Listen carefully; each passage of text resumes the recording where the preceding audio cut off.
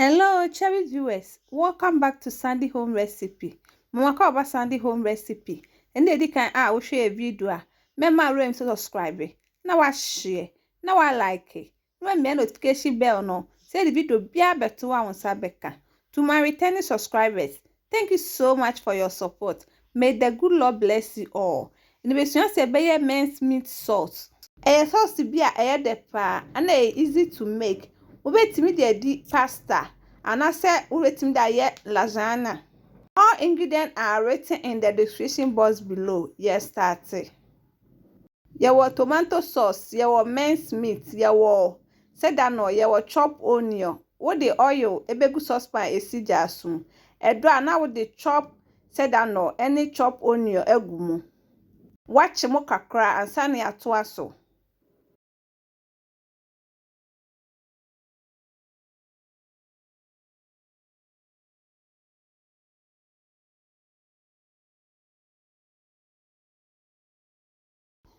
Wachimu ewie no now the minced meat near the egumu. Salt to taste. We are now mixing it together.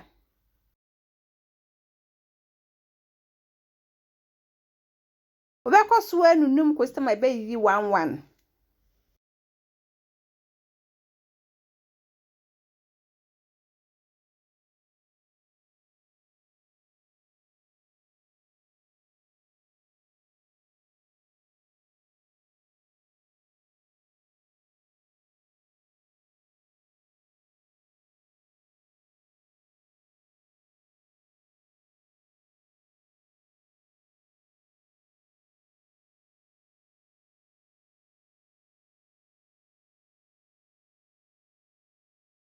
Enti say necessary den eye.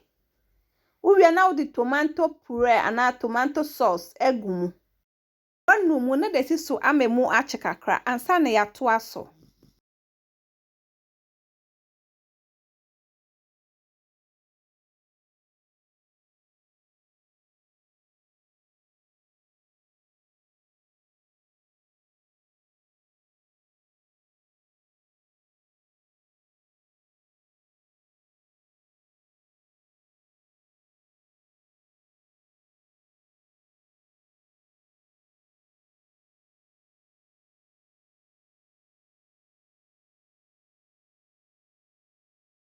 Wachimu ewie now the nsuo eden egumu.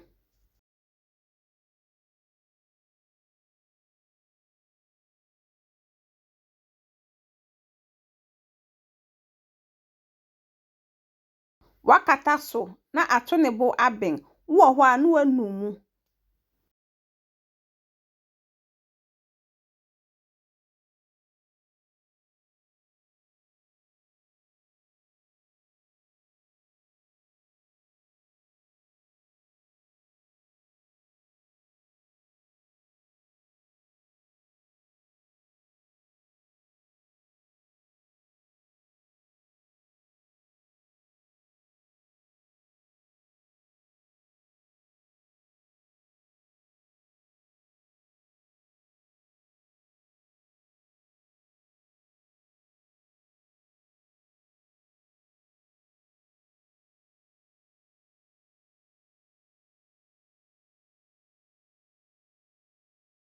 Tembia ese unumu said the asieden enshi.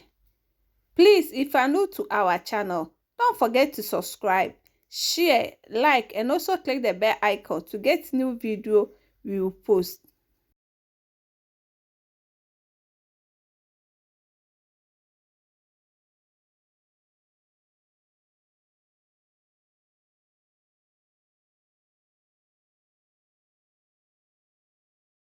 Akakra na aye ready.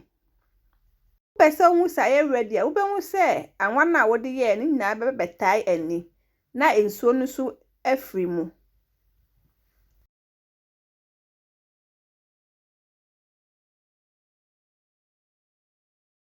Aye ready. Na watwe. Na wakote agugu a ube store den ewu mu. Nti wetin dey di pasta and now we lasagna betimi da ye. Now this our minced meat sauce. Please like this video and subscribe to our channel. Thank you so much for watching.